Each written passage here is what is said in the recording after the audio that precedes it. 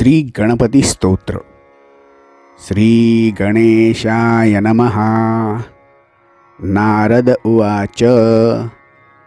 प्रणम्य शिरसा देवं गौरीपुत्रं विनायकं भक्तावासं स्मरे नित्यं आयुः कामार्थसिद्धये.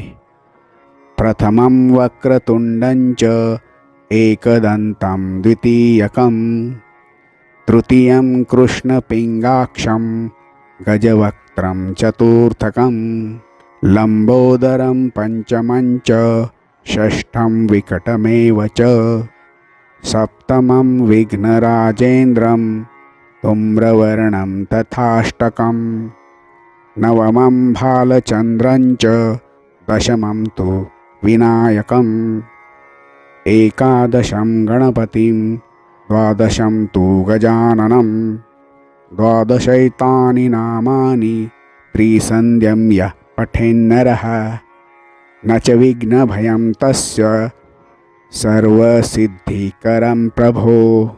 विद्यार्थी लभते विद्यां धनार्थी लभते धनं पुत्रार्थी लभते पुत्रान् मोक्षार्थी लभते गतिं.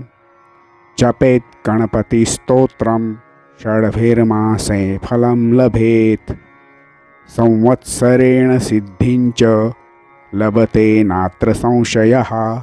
अष्टभ्यो ब्राह्मणेभ्यश्च लिखित्वा य समर्पयेत् तस्य विद्या भवेत् सर्वा गणेशस्य प्रसादतः. इति श्रीनारदपुराणे संकटनाशनं श्रीगणपतिस्तोत्रं सम्पूर्णम्.